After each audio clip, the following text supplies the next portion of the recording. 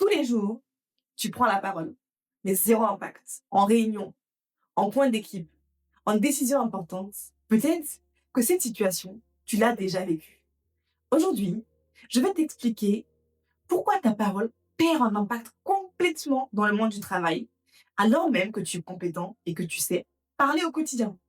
Bienvenue sur Prestance. Ici, on parle d'art oratoire, de prise de parole en public, on parle de clarté, mais surtout de justesse relationnelle. On réalise que la prise de parole n'est pas une performance, mais une relation entre un orateur et son auditoire. On construit donc cette relation ensemble avec les bons outils, les bonnes techniques. Si tu as hâte toi aussi d'être un orateur qui fait la différence en relation avec ton public, deux choses. Abonne-toi et active la cloche de notification pour ne manquer aucune des prochaines vidéos. On croit souvent que si la parole n'a pas d'impact, c'est parce que la prise de parole est mal structurée, elle n'est pas convaincante, elle n'est pas affirmée. En réalité, ce n'est aucune de ces trois raisons le plus clair du temps. Le vrai problème, c'est que ta parole, elle n'est liée à rien de vivant en toi. C'est qu'on sent, on voit des mots, mais il n'y a rien qui vibre autour de nous. On écoute simplement sans réellement sentir les émotions de ta parole. Parce que oui, détrompez-vous, même dans le monde du travail, l'être humain reste un être d'émotion. La réalité, c'est que le plus souvent, tu parles parce que c'est ton rôle, c'est toi le manager, parce qu'on t'a demandé de préparer une réunion, tu as exécuté l'ordre, parce que tu sens que tu n'avais pas le choix, c'est toi qui dois faire ça, qui d'autre sinon. Et donc, tu prends la parole parce que tu dois, pas parce que tu sens réellement. Et crois-moi, l'auditoire sent que tu es là par contrainte, que tu es là par devoir, que tu es là pour jouer un rôle. Mais alors, comment faire pour dépasser ça? Et surtout, pourquoi dépasser ça? Figure-toi qu'une étude menée sur 8000 étudiants dans 50 universités américaines a montré que 80% des étudiants disent que leur priorité, après les études, c'est de trouver un travail qui donne sens à leur vie. Et seulement 20% qui veulent un travail pour avoir de l'argent. Ça montre le pourquoi des choses. Ça montre qu'il est important de prendre la parole avec un pourquoi pour que les gens reçoivent ce message et sentent que tu es pleinement présent, aligné, avec une raison de prendre cette parole. Pas ton rôle de manager, pas ta contrainte parce que tu dois animer la réunion. Trouver le pourquoi derrière sa mission professionnelle. Parce que tout simplement, si ta parole n'a pas un sens pour toi, elle ne touchera personne, même dans le monde professionnel. Maintenant, transposons ce pourquoi dans le monde du travail. Tu t'imagines, tu es là dans ton bureau avec ton équipe à la machine à café, qu'en sais-je. Tu prends la parole pour prendre une décision. Ou alors pour expliquer une stratégie. Ou peut-être qu'on t'a demandé un feedback. Tu donnes un feedback à quelqu'un. Mais en réalité, tu n'es pas aligné avec la décision que tu prends. En réalité, tu ne sais pas de quoi tu vas parler, tu ne maîtrises pas ton sujet, ou alors tu n'as pas cette envie de donner ce feedback, tu sens que tu ne seras pas authentique. Le résultat, c'est que tu vas bafouiller, tu vas chercher tes mots, on va sentir, nous dans le public, que tu n'es pas sincère, on va écouter, exécuter si tu es notre supérieur, mais sans plus. Tu ne seras pas un orateur qui fera la différence dans le monde professionnel, tu n'auras pas de relation avec ton public, avec ton auditeur, avec tes collègues finalement. Tu parles, tu expliques, tu bafouilles, tu justifies. L'impact, lui, diminue. Une phrase donc à retenir. Une parole forte, une parole impactante, ce n'est pas une parole longue. Non, c'est une parole qui est orientée. Elle est orientée parce que tu sais de quoi tu parles, pourquoi tu le dis, et on reçoit en face l'orientation que tu as voulu donner à cette parole, à cette prise de parole, à cette communication.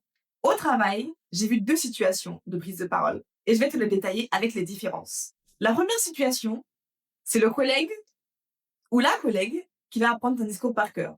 Voilà, un, 2, 3, bullet point, ABC, clic-clac, voilà, c'est machinal.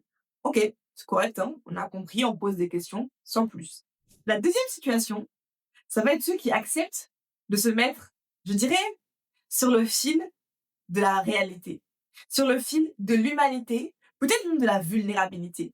C'est ceux qui osent mettre carte sur table en disant la situation, elle est comme si, elle est délicate, et je vais vous expliquer pourquoi.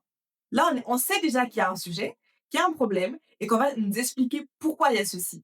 À la différence du premier qui dira le management a décidé qu'il va se passer 1, 2, 3, prochaine étape, A, B, C.